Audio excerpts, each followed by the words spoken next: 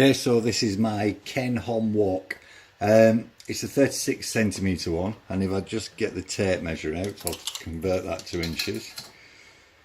So 36cm or 14 inches. The depth of it is just under 4 inches, and the good thing about it is, or the bad thing about it, whichever way you look at it, it's got a flat base, so good for induction. It also sits on my gas hobs okay.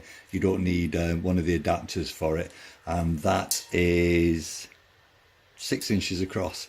Now, when I was looking at this on Amazon, it said it had crafted beech handles. This one doesn't. This has got plastic handles, and on the handle actually says Ken Hom there. Also, that was supposed to be crafted beech, and it isn't. It's plastic. Now, this is the performance range. The link that I'm going to give you for Amazon, you've also got the everyday range on there, and it looks like it's the everyday range that has the beech handles. Do I like it? Yes. Predominantly it's my daughter that uses it. It heats up well. She does a stir fry in it much better than any frying pan that we've got.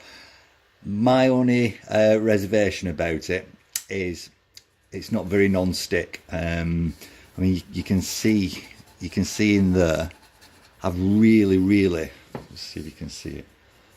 I've really scrubbed this, and unless I start scratching at it, stuff doesn't come off with a normal abrasive pad. Would I recommend it? Yeah, it does everything it says it does. For the price of it, which was around about £30, I'm not too sure if I would recommend it really.